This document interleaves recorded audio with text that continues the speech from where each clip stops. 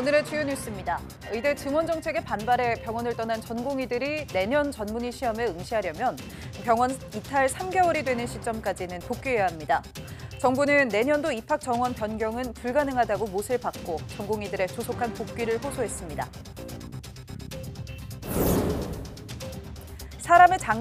동물의 장기를 사람에게 이식하는 이종 이식은 거의 100년 넘게 연구가 진행됐지만 완전한 성공은 아직 한 번도 나오지 않았습니다. 면역 거부 반응과 예상치 못한 바이러스 등 새로운 문제가 계속 발견되기 때문인데 전문가들은 임상 연구 규모가 늘어나야 한다고 강조했습니다. 온난화로 지구 온도가 1도씩 오를 때마다 전 세계 GDP가 12%씩 줄어든다는 연구 결과가 나왔습니다. 이번 결과는 그동안 미국 등 각국 정부에서 기후위기로 인해 경제 손실을 추정해온 수치보다 약 6배 더 높은 수준입니다. 10년 넘게 이어진 멕시코의 가뭄이 지난해 엘니뇨까지 발생하며 최악으로 치달았습니다.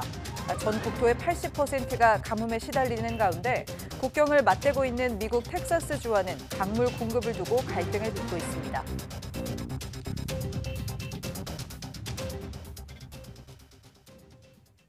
여러분 안녕하십니까? 사이언스 투데이 시작합니다. 의정 갈등으로 전공의들이 집단 사직서를 낸 지 3개월이 된 가운데 정부는 사직 3개월이 넘으면 진로에 불이익을 받게 된다며 복귀하라고 압박했습니다. 조규홍 보건복지부 장관은 20일 중앙재난안전대책본부 회의를 열고 내년도 전문의 자격 취득을 위해서는 수련병원을 이탈한 지 3개월이 되는 시점까지 복귀해야 한다고 밝혔습니다. 다만 조 장관은 부득이한 사유가 있다면 병원의 소명에 추가 수련 기간이 일부 조정될 여지가 있다고 설명했습니다.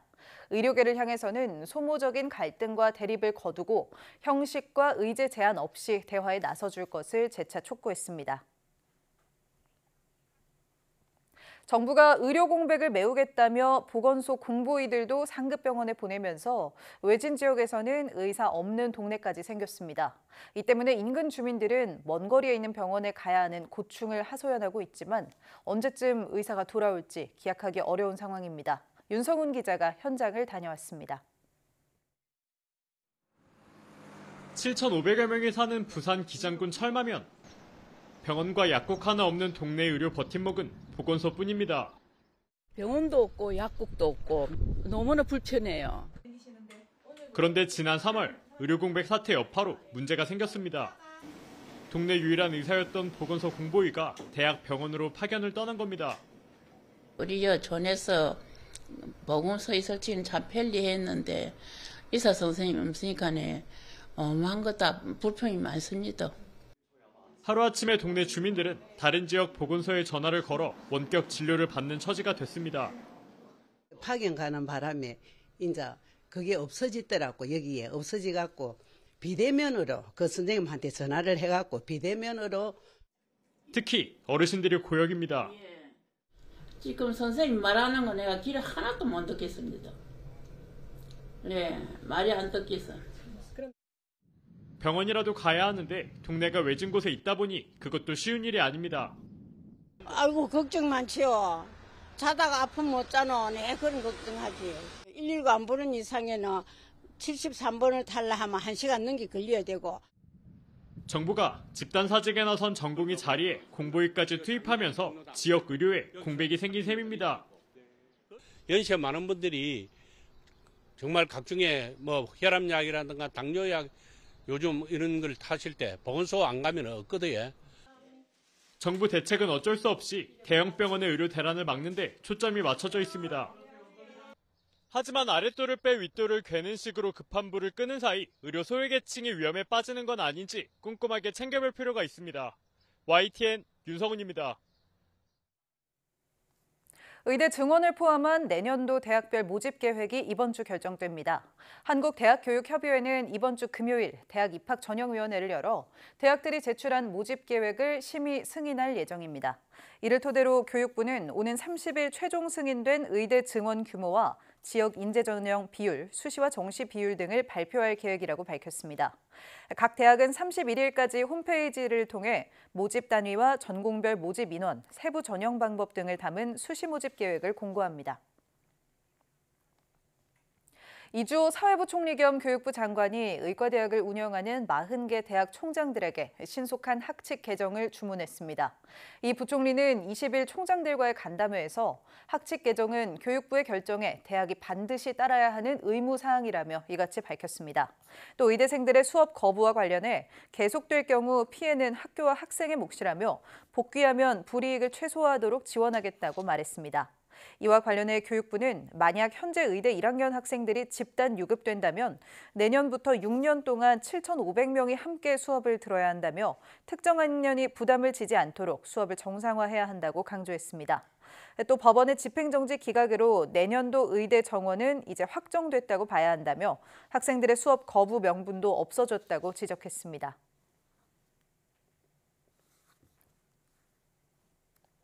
지난 1월 교육부는 전공 구분 없이 신입생을 뽑는 무전공 선발을 대거 늘리겠다고 밝혔습니다. 하지만 막상 대학들의 계획을 보면 큰 변화가 없어 보이는데요. 수도권 주요 대학이 내년도에 선발하겠다는 인원은 애초 계획보다 오히려 줄어들기도 했습니다. 이유가 무엇인지 염혜원 기자가 보도합니다. 지난 1월 교육부는 대학 혁신 사업의 하나로 입학 뒤 전공을 결정하는 무전공 선발을 확대하겠다고 밝혔습니다. 선발 인원이 많은 학교에는 대학 혁신 지원 사업에서 가산점을 주겠다며 당근을 내걸었습니다. 절대 저희가 이 자율 전공 선택제도 도입에 있어서 물러선다거나 하는 것은 없습니다. 강한 의지를 가지고 추진하되. 정부가 재정 지원을 약속하면서 지방 소재 대학들은 무전공 선발 인원을 크게 늘리고 있습니다. 하지만 수도권 주요 대학들은 사정이 다릅니다. 대학들은 홈페이지를 통해 후년인 2026학년도 입시 계획을 발표했는데 서울대, 연세대, 고려대 모두 올해 선발한 자율전공 신입생 규모와 거의 같은 수준입니다. 전형을 확대하겠다고 발표한 대학은 서강대와 성균관대, 한양대 세 곳에 불과했습니다. 한국대학교육협의회에서 심의 중인 내년도 선발 인원은 오히려 이보다 적을 걸로 보입니다.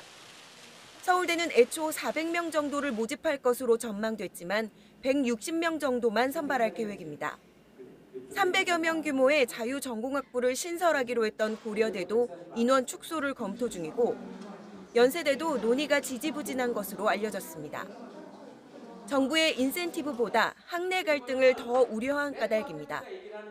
전체 정원은 늘리지 않은 상태에서 무전공 선발을 하려면 기존 학과 규모를 줄여야 하기 때문입니다. 얼마 전 덕성여대는 동문과와 불문과를 폐지하고 자유전공학부를 신설하겠다고 발표했는데 이런 선택을 하는 학교들이 많아지면 기초학문의 위기가 올 것이란 걱정도 있습니다. 학교 입장에서는 관련 교수님들이나 관련 시설들을 충원하지 않게 되고요. 이 부분들은 다시 나중에 제도가 바뀐다 하더라도 다시 복원하기가 상당히 어려울 것 같습니다. 반발이 만만치 않은 탓에 주요 대학들의 2026년도 선발 규모 역시 바뀔 공산이 크다는 게 전문가들의 시각입니다. 의대 증원 문제에 무전공 선발까지 교육 정책의 불확실성이 커지면서 수험생들은 어느 때보다 혼란스러운 입시를 치르고 있습니다. YTN 염혜원입니다. 이제 병의원과 약국에서 건강보험을 적용받으려면 신분증을 지참해야 합니다. 보건복지부는 20일부터 전국 요양기관에서 적용되는 국민건강보험법 개정안이 시행된다며 이같이 밝혔습니다. 건강보험 급여가 적용되는 진료를 받을 경우 주민등록증, 운전면허증, 외국인 등록증과 모바일 건강보험증, 운전면허증을 통해 본인 확인을 받아야 합니다. 미성년자 등 본인 확인이 어려운 정당한 사유가 있을 경우 기존처럼 주민등록번호를 제시해 진료받을 수 있습니다. 본인 확인을 거치지 않을 경우 진료비 전액을 내야 하며 14일 안에 요양기관에서 본인 확인을 통해 돌려받을 수 있습니다. 모바일 건강보험증의 도용 가능성에 대해서는 건강보험공단은 로그인이 유지되는 동안 부정사용 우려가 있다며 로그인 유지 시간을 단축해 보완하겠다고 해명했습니다. 또 본인 이름의 휴대폰에만 모바일 건강보험증이 설치되도록 기술을 개선하겠다고 덧붙였습니다. 동물의 장기를 사람에게 이식하는 이종 이식 연구는 거의 100년 넘게 진행돼 왔습니다. 최근 들어 성과가 나타나고 있지만 완전한 성공까지는 아직 갈 길이 멀어 보입니다. 최소라 기자의 보도입니다. 다른 동물의 장기를 사람에게 이식하는 실험은 1900년대 초반부터 시작됐습니다. 주로 돼지나 원숭이의 장기를 이용했는데 환자 대부분은 수술 후 몇 시간 만에 면역 거부 반응이 일어나 사망했습니다. 거부 반응을 없앨 수 있었던 건 2012년 개발된 크리스퍼-카스9 유전자 가위 덕분이었습니다. 미국 한 기업은 유전자 가위로 거부 반응 문제를 해결한 돼지를 생산하는 데 성공했습니다.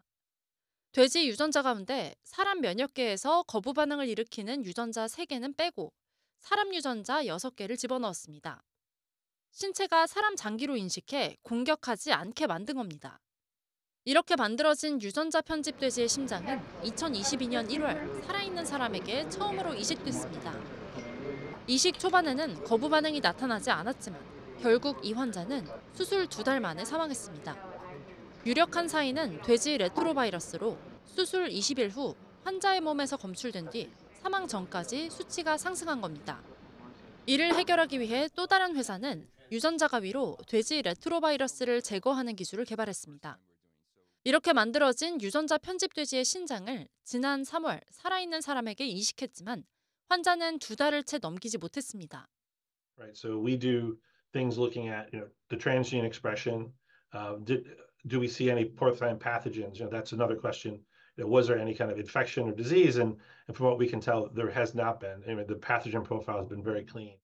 면역 거부 반응부터 치명적인 바이러스 문제까지 단계마다 새롭게 나타나는 문제로 아직 완전한 성공 사례가 나오지 않은 이종 이식. 전문가들은 최근 몇 년 사이 이종 이식 관련 연구가 빠르게 발전한 만큼 임상 연구 규모를 늘려야 한다고 강조했습니다. YTN 사이언스 최소라입니다. 모더나와 화이자, 바이온테크의 코로나19 백신 특허 분쟁에서 유럽 특허청이 모더나의 손을 들어줬습니다. 두 회사는 코로나19 백신으로 처음 상용화된 mRNA 기술을 두고 각국에서 특허 소송을 벌이고 있습니다. 유럽 특허청은 모더나의 관련 특허 2개 중 1개가 유효하다고 결정했습니다. 유럽 특허청이 모더나 특허의 유효성을 인정하면서 모더나는 각국 법원에서 진행 중인 소송에서 유리한 고지를 점할 것으로 보입니다. 이 결정에 대해 화이자와 바이오엔테크는 2달 안에 이의를 제기할 수 있습니다. 현재 모더나가 제기한 특허 소송은 미국 매사추세츠주 연방법원과 독일, 네덜란드, 벨기에, 영국 등에서 진행되고 있습니다.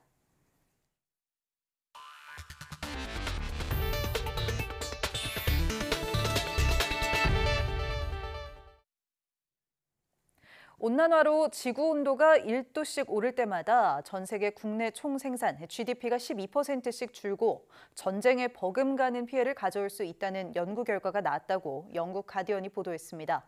하버드대 경제학자 에이드리언 빌랄과 노스웨스턴대 디에고 칸지그는 최근 발표한 연구 논문에서 2100년까지 화석연료 사용으로 지구 온도가 3도 오를 경우 전 세계 생산과 자본, 소비가 50% 넘게 급락할 것이라고 예측했습니다. 이들은 이 정도 경제적 손실은 한 국가 안에서 끊임없이 이어지는 전쟁으로 인한 경제적 손실에 버금가는 정도라고 설명했습니다. 빌랄은 논문에서 지난 50년간 지구온난화가 발생하지 않았다면 사람들의 평균 구매력은 지금보다 37% 더 높았을 것으로 추정했으며 이런 손실은 앞으로 기후위기가 더욱 빨라지며 급등할 것이라고 짚었습니다. 이번 논문에서 주장한 기후위기로 인한 경제 손실의 규모는 그간 미국 등 각국 정부가 추정해온 손실에 비해 약 6배 더 높은 수준입니다. 최악의 가뭄을 겪는 멕시코에서 물 부족 사태가 심각해지자 다음 달 치러지는 대선의 최대 쟁점으로 떠올랐습니다. 여기에 국경을 접한 미국 텍사스주와는 강물의 공급을 놓고 갈등까지 빚고 있습니다. 보도에 유투건 기자입니다. 수도 멕시코시티 외곽의 작은 마을. 평소 사람과 농작물을 실어 날랐던 운하가 바짝 말라 바닥을 드러냈습니다. Ya no se puede navegar. Ahora tenemos que transportar mercancías a través de carretillas, lo que implica más esfuerzo, más costo, más tiempo. 10년 넘게 이어진 멕시코의 가뭄은 지난해 강력한 엘니뇨가 발생하면서 최악으로 치달았습니다. 전국토의 80%가 가뭄에 시달리는 가운데 저수지의 평균 저수량은 40%대까지 떨어졌습니다. 시도 때도 없이 발생하는 단순화 정전은 이제 일상이 됐습니다. Hemos pasado de una temporada de sequía que ha secado literalmente, ha vaciado las presas y no hay agua suficiente para la generación de energía. Y luego hemos pasado muy rápido al calor extremo. 이대로 가면 다음 달 말쯤엔 수돗물 공급이 완전히 중단되는 이른바 제로데이에 직면할 수 있다는 경고까지 나왔습니다. 당연히 물 부족 사태는 다음 달 2일 치러지는 대선의 최대 현안으로 떠올랐습니다. 여야 후보를 가리지 않고 상수도 시설의 개선 등 물 관리 강화를 약속하며 난타전을 벌이고 있습니다. Pero afortunadamente tenemos un plan con Clara Brugada, con Delfina Gómez y con Julio Menchaca que vamos a desarrollar en el momento que lleguemos a la presidencia de la República. La candidata de las mentiras ya se convirtió en una candidata serial de las mentiras. Realmente ni ella se cree esos cuentos de que este gobierno ha protegido el medio ambiente. 미국 텍사스주와는 강물의 공급을 놓고 갈등을 빚고 있습니다.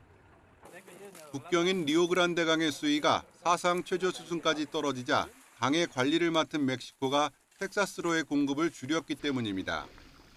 당장 농업용수가 부족해진 텍사스주는 강력히 반발하며 연방의회에 지원을 요청했습니다. YTN 유튜건입니다.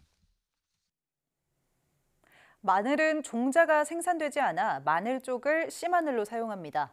경남 농업기술원이 이 씨마늘을 배양하는 방법으로 생산량을 크게 늘렸다고 하는데요. 농가에 도움이 될 전망입니다. 박종혁 기자가 보도합니다. 연구원들이 현미경을 이용해 마늘 생장점에서 조직을 추출합니다. 추출한 조직을 배양해 종구라고 부르는 작은 씨 마늘을 만들어냅니다. 이렇게 만든 씨 마늘로 재배했더니 생산량이 30%에서 40%까지 늘었습니다. 마늘 생장점 조직 배양법으로 우량 씨 마늘을 만든 겁니다. 조직 배양을 통하여 바이러스 밀도가 낮은 우량 종구를 생산하여 보급함으로써 농가 생산성과 소득 향상을 도모하고자 마늘은 대부분 종자가 생산되지 않아 농가에선 보통 마늘 쪽을 씨 마늘로 사용합니다.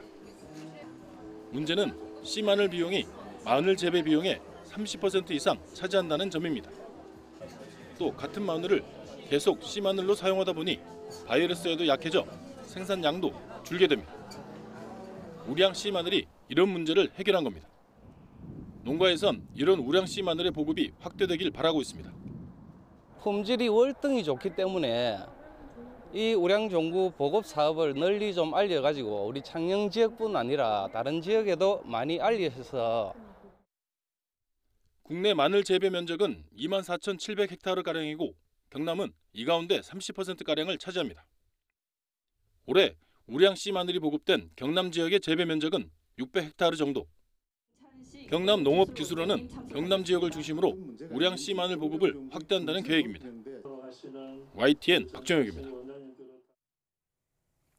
독도의 쥐가 급격히 늘면서 정부가 체계적인 관리 방안 마련에 착수했습니다.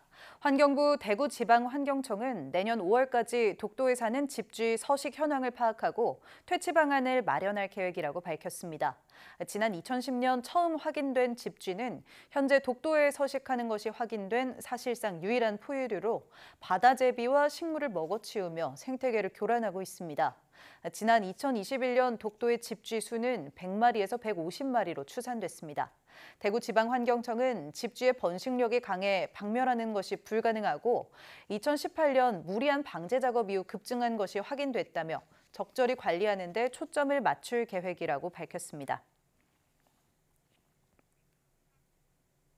최근 5년 내 2번 이상 음주운전 경력이 있는 사람에 대해서는 음주 상태에서 아예 시동이 걸리지 않는 음주운전 방지 장치 설치가 올해 10월부터 의무화됩니다. 이와 함께 대형 차량은 우회전 구간에 사람이 있는지 여부를 확인해 알려주는 감지 장치를 차량에 의무적으로 부착하는 제도도 추진합니다. 또 우회전 신호등 설치를 현재 229대에서 올해 안에 400대로 확대 설치합니다. 국토교통부와 행안부 등 정부 관련 부처와 17개 시도는 교통사고 사망자 감소 대책 회의를 통해 이 같은 대책을 마련했습니다. 이 회의에서는 오토바이 사고를 막기 위해 후면 번호판 촬영 단속 장비를 현행 324대에서 연내 529대로 늘리고 번호판도 이르면 9월부터 현재의 1.5배 이상으로 키우기로 했습니다. 영국이 9살 이하 어린이들에게 초등학교에서 성교육을 하지 못하게 하는 지침을 도입할 계획입니다. 나이에 걸맞지 않은 정보에 노출되지 않도록 보호하겠다는 건데 어린이들이 이미 스마트폰을 통해 각종 정보를 접하는 상황에서 실효성이 있겠냐는 지적이 나옵니다. 보도에 홍주혜 기자입니다. 만 5살과 6살 어린이들이 몸에 대해 배우고 있습니다. Today, children, we are going to be thinking about our bodies. 그러나 앞으로는 영국 초등학교 교실에서 이런 수업을 받는 게 어려워질 수 있습니다. 영국 정부가 9살 이하엔 성교육을 하지 못하게 하는 지침을 초등학교에 내릴 방침이기 때문입니다. 어린이들이 그 나이에 알기엔 적절하지 않은 정보에 노출되지 않도록 보호하자는 취지에서입니다. We've got to recognise that kind of sexual ethics and philosophical worldview are absolutely the role of parents and communities to teach. And there isn't a settled view about sex in this country. We have people of all different religions, all different backgrounds. And so it shouldn't be for schools to teach what's right and wrong. They should be teaching the facts. 교사와 학부모 사이에선 걱정하는 목소리도 큽니다. 어린이와 청소년들이 이미 스마트폰으로 온갖 정보를 접하는 현실을 간과했다는 겁니다. 이런 때일수록 학교에서 더 전문적이고 적극적으로 성교육을 진행해야 한다는 주장입니다. The ability of children to be able to look things up on their own has become more prevalent anyway. So it makes more sense for them to get basic information at school from someone they can trust. 앞서 영국에선 성폭행을 당한 여성에게도 책임이 있다거나 여성은 집에 있어야 한다는 혐오 발언으로 유명한 인플루언서 앤드류 테이트에게 청소년들이 세뇌됐다는 보도가 나오기도 했습니다. 테이트는 루마니아에서 성폭행과 인신매매 혐의 등으로 기소돼 재판을 앞두고 있습니다. It's up to the judge. The judge will decide what the judge will decide. I remain rich and famous. Nothing matters. If I have to sleep in jail, I'll sleep in jail. 왜곡된 성인식이 소셜미디어에서 범람하는 가운데 자라나는 세대에게 누가 어떻게 성을 가르치는 게 옳을지는 전 세계 어른들이 하루빨리 풀어야 할 숙제가 됐습니다. YTN 홍주혜입니다. 최근 새로운 아이패드 광고 때문에 애플이 몸살을 앓았죠. 악기 등을 부수고 아이패드만 남기는 영상에 인간 창의성에 대한 존중이 없다는 지적이 커지면서 경영진이 사과하기도 했는데요. 이번에는 애플의 경쟁자 삼성이 이 광고를 저격하는 영상을 공개했습니다. 오동건 기자가 보도합니다. 큰 충격을 받은 듯 망가진 기타. 한 여성이 음정도 잘 맞지 않는 기타로 작곡을 합니다. 흥얼거리는 멜로디와 함께 한 문구가 나타납니다.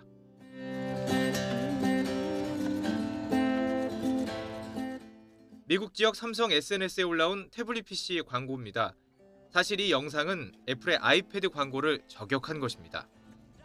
기타를 포함한 다양한 악기들이 하나둘 망가지고 남은 건 하나, 바로 애플의 태블릿 PC입니다. The most powerful iPad ever is also the thinnest. 이 광고가 공개되자 창의적인 도구에 대한 예의가 없다며 지나치다는 지적이 이어졌습니다. 공감이라고 하는 키워드를 바탕으로 소비자나 고객과의 호흡을 하는 과정인데 그 부분을 애플에서 지나치게 무시한 채 제품의 장점이나 특징만을 좀 강조한 것 같습니다. AI가 등장하면서 인간의 어떤 본질이나 창의성에 대한 부분들을 걱정하고 있는 시대에는 더더욱이나 사람들이 걱정하고 우려할 수 있는 상황이라고 생각합니다. 결국 애플 관계자는 자신들이 추구하던 광고의 목표를 빗나갔고 유감이라며 사과했습니다. 삼성과 애플의 신경전은 신제품이 나올 때 주로 벌어집니다.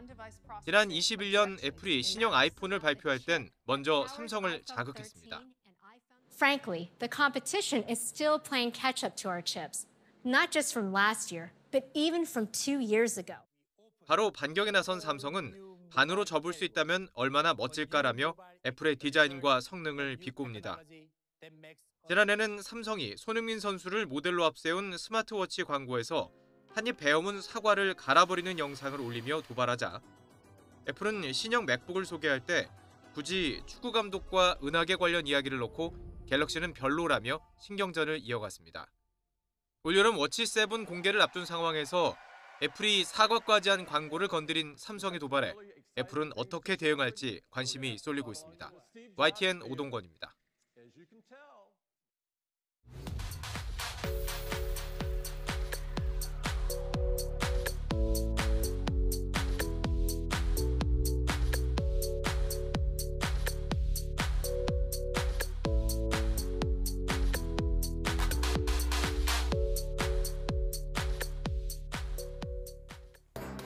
정부가 발표한 교통사고 종합대책 소식 전해드렸죠. 특히 음주운전은 매년 감소세를 보이고 있는 만큼 이제는 경각심을 가지고 있는 분들이 많은데요. 음주 다음 날 출근길 숙취운전의 위험은 간과하는 경우가 종종 있습니다. 잠을 자고 나면 술이 다 깬 것처럼 느껴지지만 실제로 판단 능력이나 반응 속도는 취한 상태와 큰 차이가 없기 때문에 결코 가볍게 생각해선 안 됩니다. 뉴스 마칩니다. 고맙습니다.